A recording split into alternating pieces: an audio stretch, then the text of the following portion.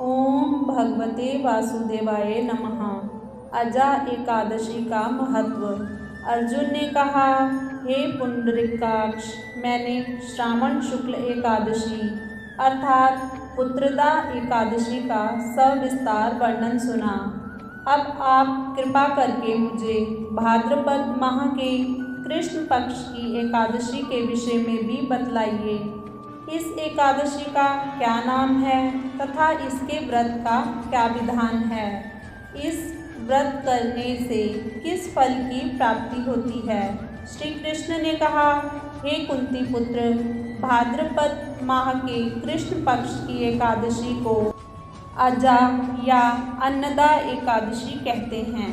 इसका व्रत करने से सभी पाप नष्ट हो जाते हैं। इस लोक और परलोक में मदद करने वाली इस एकादशी व्रत के समान संसार में दूसरा कोई व्रत नहीं है। अजा एकादशी व्रत कथा।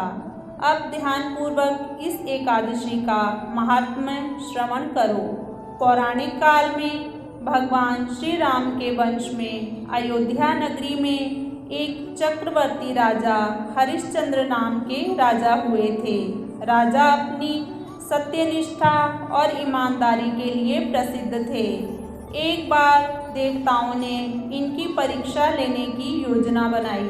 राजा ने स्वप्न में देखा कि ऋषि विश्वामित्र को उन्होंने अपना राजपाट दान कर दिया है। सुबह विश्वामित्र वास्तव में उनके द्वार पर आकर कहने लगे, तुमने स्वप्न में मुझे अपना राज्य दान कर दिया। राजा ने सत्यनिष्ठ व्रत का पालन करते हुए संपूर्ण राज्य विश्वामित्र को सौंप दिया। दान के लिए दक्षिणा चुकाने हेतु राजा हरिश्चंद्र को पूर्व जन्म के कर्म फल के कारण पत्नी, बेटा एवं खुद को बेचना पड़ा। हरिश्चंद्र को एक डोम ने खरीद लिया जो शमशान भूमि में लोगों के दाह संस्कार का काम करवाता था। स्वयं वह एक चांडाल का दास बन गया। उसने उस चांडाल के यहाँ कफन लेने का काम किया, किंतु उसने इस आपत्ति के काम में भी सत्य का साथ नहीं छोड़ा। जब इसी प्रकार उसे कई वर्ष बीत गए तो उसे अपने इस नीच कर्म पर बड़ा दुख हुआ और वह इससे मुक्त होने का उपाय खोजने लगा। वह सदैव इसी चिंता में रहने लगा कि मैं क्या करूं, किस प्रकार इस नीच कर्म से मुक्ति पाऊं। एक बार की बात है, वह इसी चिंता में बैठा था कि गौतम ऋषि उसके पास पहुँचे। हरिश्चंद्र ने उन्हें प्रणाम किया और अपनी दुख भरी कथा सुनाने लगे। राजा हरिश्चंद्र की दुख भरी कहानी सुनकर महर्षि गौतम भी अत्यंत दुखी हुए। उन्होंने राजा से कहा, हे राजन, भादो माह के कृष्ण पक्ष की एकादशी का नाम अजा है। तुम उस एकादशी का विधान पूर्वक व्रत करो तथा रात्रि को जागरण करो। इससे तुम्हारे सभी पाप नष्ट हो जाएंगे। महर्षि गौतम इतना कहकर आलोक हो गए। अजा नाम की एकादशी आने पर राजा हरिश्चंद्र ने महर्षि के कहे अनुसार विधान पूर्वक उपवास तथा रात्रि जागरण किया। इस व्रत के प्रभाव से राजा के सभी पाप नष्ट हो गए। उस समय स्वर्ग में नगाड़े बजने लगे तथा पुष्पों की वर्षा होने लगी। उन्होंने अपने सामने ब्रह्मा, विष्णु, महेश तथा देवेंद्र आदि देवताओं को खड़ा पाया।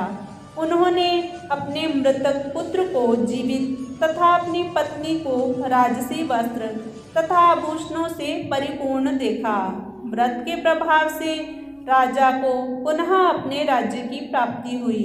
वास्तव में एक ऋषि ने राजा की परीक्षा लेने के लिए यह सब कौतुक किया था, परंतु अजा एकादशी के व्रत के प्रभाव से ऋषि द्वारा रची गई सारी माया समाप्त हो गई और अंत समय में हरिश्चंद्र अपने परिवार सहित स्वर्गलोक को गया।